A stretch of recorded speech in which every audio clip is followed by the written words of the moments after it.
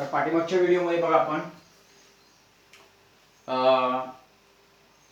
Pre reproductive structure आणि event study करताना structure of stamen complete केलं, टीएस ऑफ एंथर स्टडी केला, एंथरची development कशी होते, यंग पासून मॅच्युअर एंथर कसा बनतो हे स्टडी केलं, आणि त्या एंथरच्या या पोलन सॅकच्या आत ही जी प्रोसेस होते मायक्रोस्पोरोजेनेसिस ती पण आपण स्टार्ट केलेली आहे.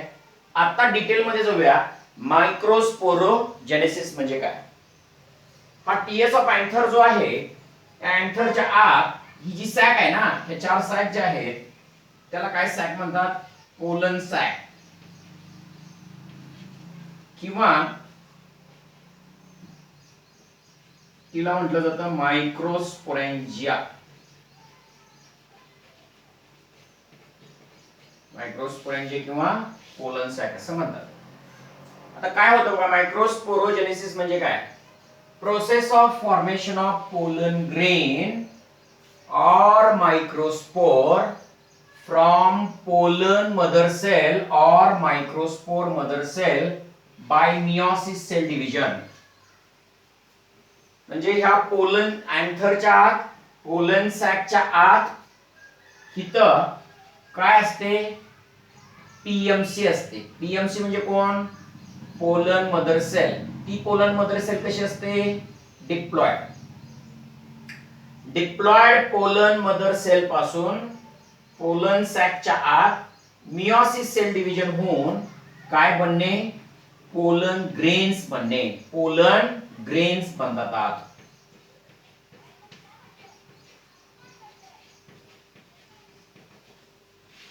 आता ही डिप्लॉइड आहे pollen mother cell. Pollen grain कसे बनतात, हॅप्लॉइड बनतात. कारण पोलन मदर सेल मध्ये सेल डिव्हिजन कुठली होते, मियोसिस होते.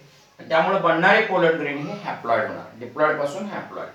आणि या प्रोसेसला म्हणतात microsporogenesis. Process of formation of pollen grain और microspore from pollen mother cell और microspore mother cell by meiosis. So pollen mother cell किंवा मायक्रोस्पोर मदर सेल कुठं असतं, ह्या चारही सॅकच्या. कुठल्या सॅकच्या, पोलन सॅक किंवा मायक्रोस्पोरेंजियाच्या. पोलन सॅक किंवा मायक्रोस्पोरेंजिया कुठं असतात, एंथरच्या आत, TS of एंथरच्या.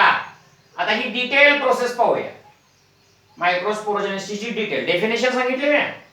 Pollen mother cell पासून पोलन ग्रेन बनणं, डिप्लॉइड पोलन मदर सेल पासून पोलन ग्रेन बनणं, किंवा डिप्लॉइड मायक्रोस्पोर मदर सेल पासून मायक्रोस्पोर हॅप्लॉइड बनणं मियोसिस न, म्हणजे मायक्रोस्पोरोजेनेसिस. इथपर्यंत पॉइंट लक्षात घ्या. आता डिटेल मध्ये जाऊया. सुरुवातीला काय असतंय, पोलन मदर सेल बनायच्या अगोदर आत काय असतं बघा,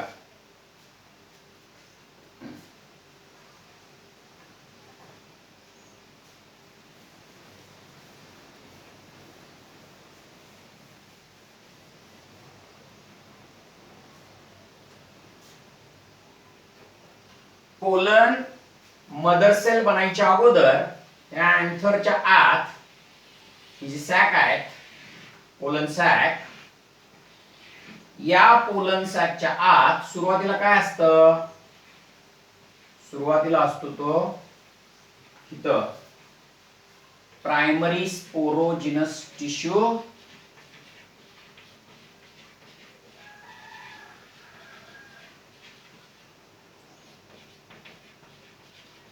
त्याचा बनतो.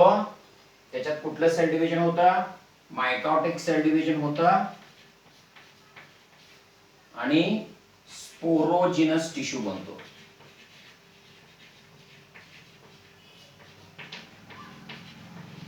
हे पण डिप्लॉइड असतं, हे पण डिप्लॉइड असतं. मग स्पोरोजिनस टिश्यू पासून कोण बनतं, पोलन मदर सेल किंवा मायक्रोस्पोर मदर सेल. तीही कशी असते, डिप्लॉइड. कारण सेल डिव्हिजन परत होते मायटॉटिक. म्हणजे मायक्रोस्पोरोजेनेसिस होताना काय होतं बघा, primary sporogenous tissue mitotic division मध्ये जाऊन स्पोरोजिनस टिश्यू बनतं. स्पोरोजिनस टिश्यू मध्ये मायटॉटिक डिव्हिजन होऊन पोलन मदर सेल किंवा मायक्रोस्पोर मदर सेल होतं. इथं म्हटलंय बघा, primary sporogenous tissue divide to form sporogenous tissue. Later sporogenous tissue form pollen mother cell or microspore mother cell during the formation of pollen grain. म्हणजेच मायक्रोस्पोरोजेनेसिस होत असताना सुरुवातीला sporogenous टिश्यूचा होतो, सॉरी प्रायमरी स्पोरोजिनस टिश्यूचा होतो स्पोरोजिनस टिश्यू आणि sporogenous टिश्यूचा होतो pollen mother sale. ही घटना घडते. आता काय होतं बघा, ही जी पोलन मदर सेल आहे किंवा मायक्रोस्पोर मदर सेल आहे ती मियोसिस मध्ये जाते. पोलन मदर सेल कुठल्या सेल डिव्हिजन मध्ये जातं, मियोसिस मध्ये जातं आणि 4 हॅप्लॉइड काय बनतात बघा, पोलन ग्रेन बनतात. 4 हॅप्लॉइड काय बनतात, पोलन ग्रेन. हा फ्लो चार्ट लक्षात ठेवायचा. पोलन सॅकच्या आत, ही सॅक कुठली आहे, पोलन सॅक. प्रत्येक पोलन सॅकच्या आत याच्याच मध्ये होत असं नाही, या पोलन सॅक यामध्ये प्रायमरी स्पोरोजेनस टिश्यू मध्ये डिव्हिजन होऊन स्पोरोजेनस टिश्यू मिळतो. स्पोरोजेनस टिश्यू मध्ये डिव्हिजन होऊन पोलन मदर सेल बनते. हे डिप्लॉइड आहे, हे डिप्लॉइड आहे. पोलन मदर सेल मध्ये मियोसिस होतं आणि 4 हॅप्लॉइड पोलन ग्रेन किंवा मायक्रोस्पोर बनतात. ह्या डिटेल इव्हेंट्स काय होताना होत असतं, मायक्रोस्पोरोजेनेसिस म्हणजे काय बनत असताना, पोलन ग्रेन बनत असताना होणाऱ्या घटना. काय होतं बघा, अँथरच्या आत ही कुठली सॅक आहे, पोलन सॅक किंवा मायक्रोस्पोरेंजिया. त्याच्या आत इथं सगळीकडे चारी मध्ये कुठलं टिश्यू असतं, स्पोरोजेनस टिश्यू असतं. हा स्पोरोजेनस टिश्यू, सगळे हे काय आहेत, स्पोरोजेनस टिश्यू आहेत. त्या स्पोरोजेनस टिश्यू मध्ये मायटोसिस होतं आणि सगळीकडे काय बनतं, पोलन मदर सेल किंवा मायक्रोस्पोर मदर सेल बनतात.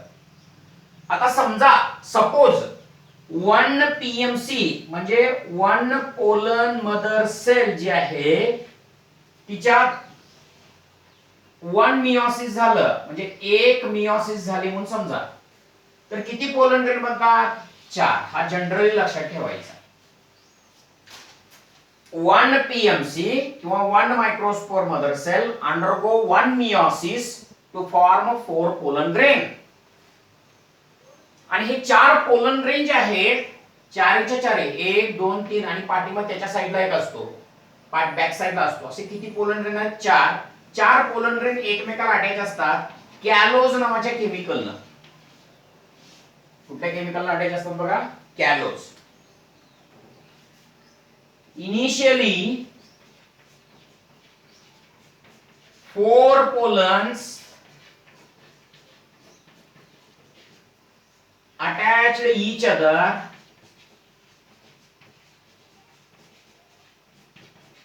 by callose chemical. 4 pollen grain एकमेकाला अटॅच होऊन असतात. तर तुम्ही म्हणाले तर 3 दिसायला लागले, 4 कुठले, पाठीमागच्या बाजूला एक असतात. असं 4 पोलन ग्रेन असतात, एकमेकाला कॅलोजने अटॅच झालेले असतात. आणि हे कॅलोज जे असतं ते बघा, ह्यातलं हे एक पोलन ग्रेन असं सेपरेट व्हायचं असेल, म्हणजे हा एक निघून दुसरीकडे गेला किंवा हा एक निघून, असं 4 पोलन ग्रेन सेपरेट व्हायचे असतील तर 4 पोलन ग्रेन एकमेकाला कशाने अटॅच असतात, कॅलोजनं. मग हा कॅलोज डिझॉल्व्ह व्हायला कुठला एन्झाइम हेल्प करतो, कॅलोज डिझॉल्व्ह व्हायला कॅलेज नावाचं एन्झाइम हेल्प करतं. आता तुम्ही म्हणाल कॅलेज एन्झाइम कुठनं आलं, तर कॅलेज एन्झाइम जे आहे या पोलन सॅकच्या आतच ही घटना घडायला लागली आहे. सगळी पोलन ग्रेन कुठं बनायला लागलेत, याच्या आतच, ह्या सॅकच्या आतच बनायला लागलेत ते सगळे पोलन ग्रेन. मग मला सांगा, 4 पोलन ग्रेन एकमेकाला कशाने अटॅच आहेत, कॅलोजनं. ते 4ही पोलन ग्रेन सेपरेट व्हायचे असतील एक एक मध्ये तर कॅलेज एन्झाइम पाहिजे. कॅलेज एन्झाइम कोण तयार करतं, या पोलन सॅकच्या आत जो टॅपेटम असतो ना, तो टॅपेटम काय करतो, कॅलेज एन्झाइम सोडतो. आणि कॅलेज एन्झाइम सोडल्यावर इथं आज जे पोलन ग्रेन बनलेत ना 4, ते 4 पोलन ग्रेन एकमेकांपासून सेपरेट होतात आणि पोलन ग्रेन सेट फ्री होतात. बघा मी काय सांगायला लागलोय, त्या पोलन सॅकच्या आत स्पोरोजिनस टिश्यू मध्ये मायटॉसिस होतं. याच्या आतच सगळ्यांच्या मध्ये पोलन मदर सेल किंवा मायक्रोस्पोर मदर सेल बनते आणि एका पोलन मदर सेल मध्ये एक मियोसिस होऊन 4 पोलन ग्रेन बनतात. चारही पोलन ग्रेन एकमेकाला कॅलोज केमिकलला अटॅच असतात. कॅलोज केमिकल डिझॉल्व्ह व्हायचा असेल तर कॅलेज एन्झाईम पाहिजे, म्हणजे 4 पोलन ग्रेन एकमेकापासून सेपरेट होतात. कॅलेज एन्झाईम कोण बनवतं? टॅपेटम जो असतो तो कॅलेज एन्झाईम बनवतो आणि मग पोलन ग्रेन सेपरेट होतात. मग मला सांगा, या अँथरच्या आत म्हणजे ह्या सॅकच्या आत, या पोलन सॅकच्या आत ही घटना घडली. कुठली घटना म्हणतोय आपण, कुठली इव्हेंट झाली? पोलन सॅकच्या आत ही इव्हेंट झाली, मायक्रोस्पोरोजेनेसिस झाली. तर आत काय बनतात बघा, हे सगळी प्रोसेस झाल्यावर आत बनतात पोलन ग्रेन्स. आत काय बनतात? हे सगळे काय सांगा? पोलन ग्रेन्स आहे. पोलन ग्रेन्स हॅप्लॉइड की डिप्लॉइड रे? हॅप्लॉइड. कारण पोलन मदर सेल मध्ये मियोसिस होतं आणि पोलन ग्रेन कसे बनतात? चारीच्या चारी हॅप्लॉइड बनतात. मग हे पोलन ग्रेन बनले तर पुढे काय घटना घडतात बघा. आणि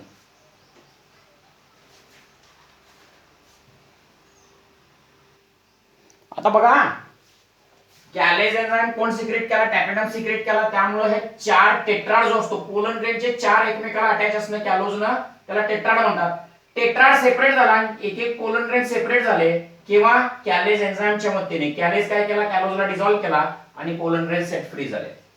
आता हे होताना काय होतं बघा, during this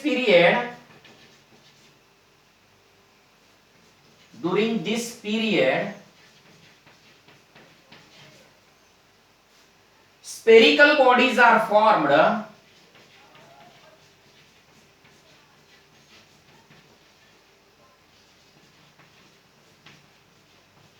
Spherical bodies are formed inside the tapetum. Inside the tapetum before their disintegration.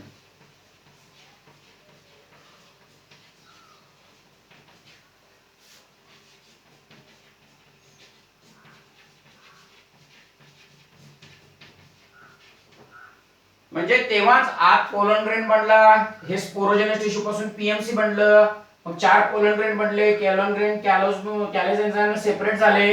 ही घटना घडताना टॅपेटमच्या आत स्पेशल बॉडीज बनतात. टॅपेटम ब्रेक व्हायच्या अगोदर टॅपेटमच्या आत जे स्पेशल बॉडीज बनतात, त्या स्पेशल बॉडीजला म्हणतात उबिश बॉडीज. टॅपेटमच्या आत काय बनतं? उबिश बॉडी बनतं. आणि हे उबिश बॉडी जे आहे त्यात स्पोरोपोलॅनिन केमिकल असतो. उबिश बॉडी मध्ये काय असतात? स्पोरोपोलॅनिन केमिकल असतात.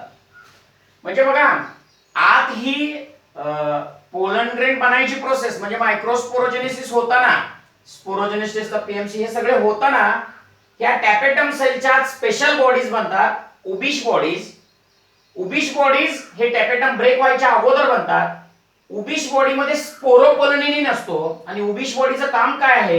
हे जे पोलन ग्रेन आहे ना, त्या पोलन ग्रेनचा बाहेरचा लेयर म्हणजे कुठला लेयर बनायला हेल्प करतं? एक्झाईम म्हणून हा पोलन ग्रेनचा लेयर असतो. एक्झाईम बनवण्यामध्ये रोल कशाचा आहे? उबिश बॉडी मध्ये. पोलन ग्रेन बनायची प्रोसेस म्हणजे मायक्रोस्पोरोजेनेसिसची प्रोसेस होताना टॅपेटम सेलच्या स्पेशल बॉडी बनतात उबिश बॉडी. उबिश बॉडी काय करतं? त्या टॅपेटम सेल्सला नंतर फुडून बाहेर येतं आणि हे जे पोलन ग्रेन बनलेत ना, त्या पोलन ग्रेनचा बाहेरचा लेयर एक्झाईम बनायला हेल्प उबिश बॉडी करतं. अशा प्रकारे मी ही इव्हेंट परत रिपीट करतो बघा. अँथरच्या जी पोलन सॅक आहे किंवा मायक्रोस्पोराइन जे आहे तिच्यात होते मायक्रोस्पोरोजेनेसिस.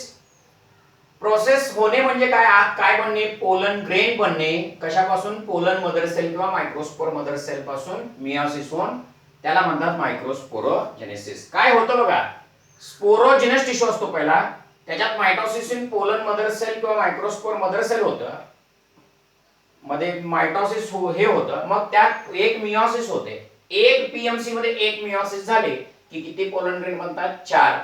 4 पोलन ग्रेन एकमेकाला कॅलोज केमिकल अटॅच असतात. मग ते एकमेकापासून सेपरेट व्हायचे असेल, हा टेट्राड सेपरेट व्हायचा असेल तर कॅलेज एन्झाईम पाहिजे. कॅलेज एन्झाईम या कॅलोजला ब्रेक करतो आणि पोलन ग्रेन सेट फ्री करतो. या पूर्ण प्रोसेसला म्हणतात मायक्रोस्पोरोजेनेसिसची प्रोसेस असं म्हणतो आपण. मग तेव्हाच या टॅपेटमच्या आत स्पेशल प्रकारच्या बॉडीज बनतात, त्याला उबिश बॉडीज. उबिश बॉडी नंतर ह्या टॅपेटमला ब्रेक करतात आणि बाहेर येतात. आणि हे पोलन ग्रेन आहे ना, त्या पोलन ग्रेन मध्ये एक्झाइन आणि इंटाइन असते. एक्झाइन बनायला उबिश बॉडी हेल्प करतात, जे टॅपेटम मध्ये बनलेले असतात ते. आता बघा, मायक्रोस्पोरोजेनेसिस या प्रोसेसनं प्रोडक्ट काय बनला? या प्रोसेसनं त्या पोलन सॅकच्या आत पोलन ग्रेन पडला. मायक्रोस्पोरोजेनेसिस प्रोसेसनं पोलन सॅकच्या आत पोलन ग्रेन बनला. आता आपल्याला पोलन ग्रेनचं स्ट्रक्चर स्टडी करायचं आहे. बघा,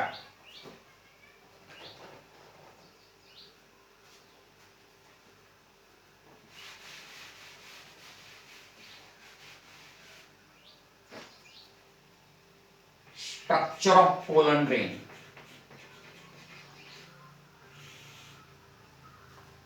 स्ट्रक्चर, पोलन ग्रेन स्ट्रक्चर. त्याच्यामध्ये हे जे पोलन ग्रेन आहे जनरली कसं असतं? स्पेरिकल असतं. जनरली त्याचा 25 ते 50 मिलीमीटर डायमीटर असतो.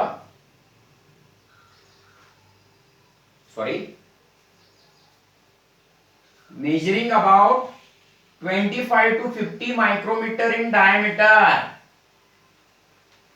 जनरली पोलन ग्रेन कसा आहे? स्पेरिकल आहे. 25 ते 50 मायक्रोमीटर इन डायमीटर असतो त्याचा. एवढा स्मॉल असतो, मायक्रोस्कोपिक असतो. पोलन ग्रेनला 2 लेयर आहेत. Pollen grain is surrounded by 2 distinct wall layer. Pollen ग्रेनच्या भोवती 2 वॉल लेयर कुठले आहेत बघा. बाहेरचा वॉल लेयर जो आहे पोलन ग्रेनचा त्याला एक्झाइन म्हणतात. आतला वॉल लेयर जो आहे पोलन ग्रेनचा त्याला इंटाइन असं म्हणतात. Pollen grain is surrounded by 2 wall layer.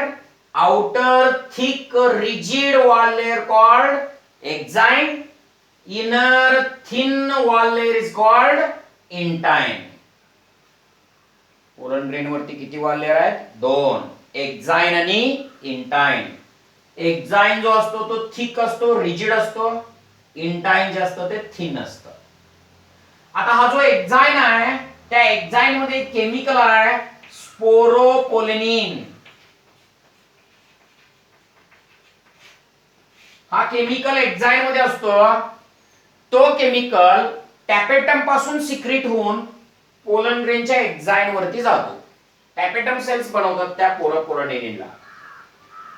हा स्पोरोपोलेनिन लेयर जो आहे ना, हा काय असतो बघा. हा स्पोरोपोलेनिन लेयर नॉन बायोडिग्रेडेबल आहे. नॉन बायोडिग्रेडेबल म्हणजे काय? हा स्पोरोपोलेनिन ह्या पोलन ग्रेनला कुठल्याही प्रकारच्या मायक्रो ऑर्गॅनिझम पासून डिग्रेडेशन करू देत नाही. त्याला मायक्रो ऑर्गॅनिझमच्या इन्फेक्शन पासून प्रोटेक्शन करतं. म्हणजे स्पोरोपोलेनिन काय करतो? हा एक्झाइन मध्ये जो स्पोरोपोलेनिन आहे ना तो नॉन बायोडिग्रेडेबल आहे. म्हणजे सूक्ष्मजीवांच्या द्वारे पोलन ग्रेनला कुजू देत नाही. सूक्ष्मजीवांचं इन्फेक्शन होऊ देत नाही. कोण इन्फेक्शन होऊ देत नाही? स्पोरोपोलेनिन. कशात प्रेझेंट असतं? एक्झाइनच्या. आणखीन एक काय रोल आहे बघा ह्या स्पोरोपोलेनिनचा. मी स्पोरोपोलेनिनचा रोल सांगतो हा. कशात प्रेझेंट आहे स्पोरोपोलेनिन? पोलन ग्रेनच्या एक्झाइन मध्ये आहे. त्याचा पहिला रोल काय बघा. It can withstand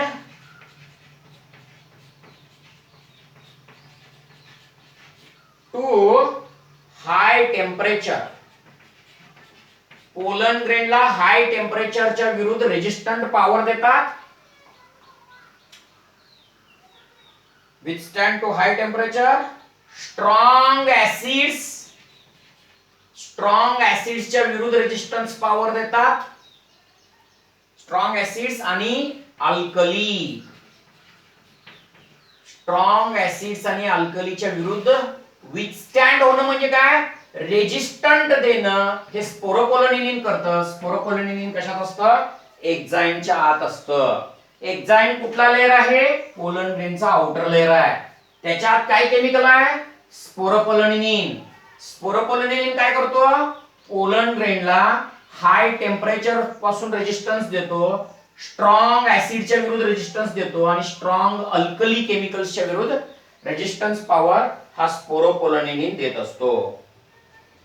even strong organic ऍसिड्सच्या विरुद्ध देखील हा स्पोरोपोलोनिनिन जो एक्झाइम मध्ये आहे तो पोलन ग्रेनला acid, alkali, high temperature, organic acid यांच्या विरुद्ध स्टँड अप होण्याची रेजिस्टन्स पॉवर, सहनशीलता हे पोलन ग्रेनला देतं. बघा पुढे जाऊया आपण.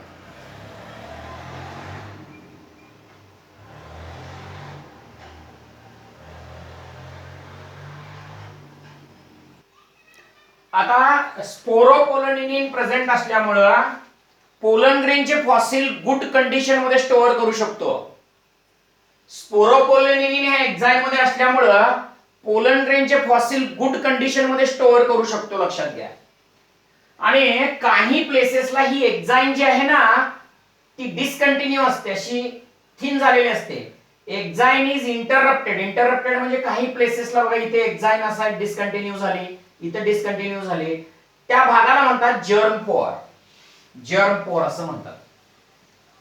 पोलन ग्रेनची एक्झाइम जी आहे ती काही भागाला अशी डिसकंटिन्यू असते आणि असं होल बनवतो, त्याला जर्म पोर असं म्हणतात.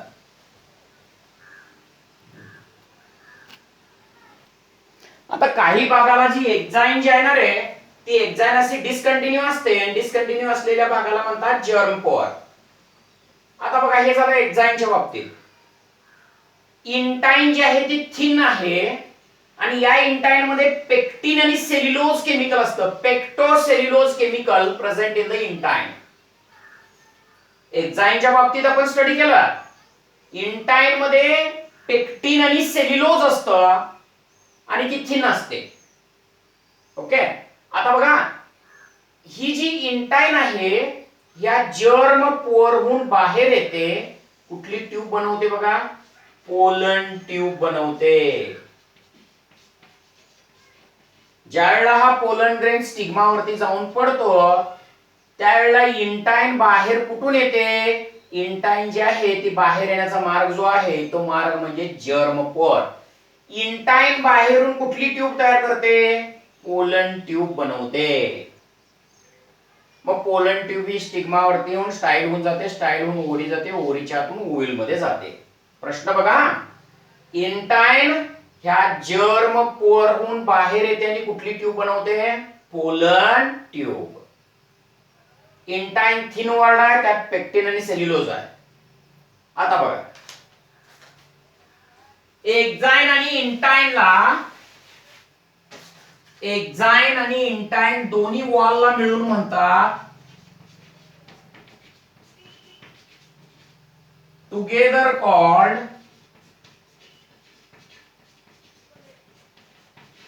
स्पोरोडर्म. एक्झाइन आणि इंटाइनच्या दोन्ही वॉलला मिळून म्हणतात स्पोरोडर्म.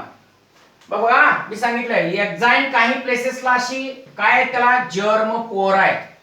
आता ही मी डायग्राम जी दाखवली त्यात किती जर्म पोर दाखवलेत रे, बघा तिथं मी किती जर्म पोर दाखवलेत, 3 जर्म पोर दाखवलेत बघा, 1 2 3.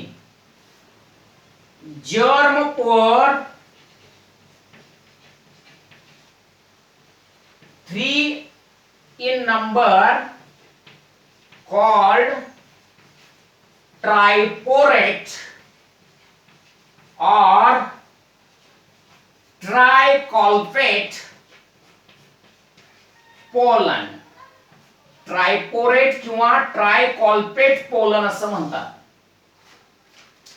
मग ट्रायपोरेट किंवा ट्रायकॉल्पेट पोलन कुठं असतं, जनरली डायकॉट पोलन ग्रेन जे आहे त्यात 3 जर्म पोर असतात, ट्रायपोरेट असतं. आणि काही प्लांट मध्ये जर्म पोर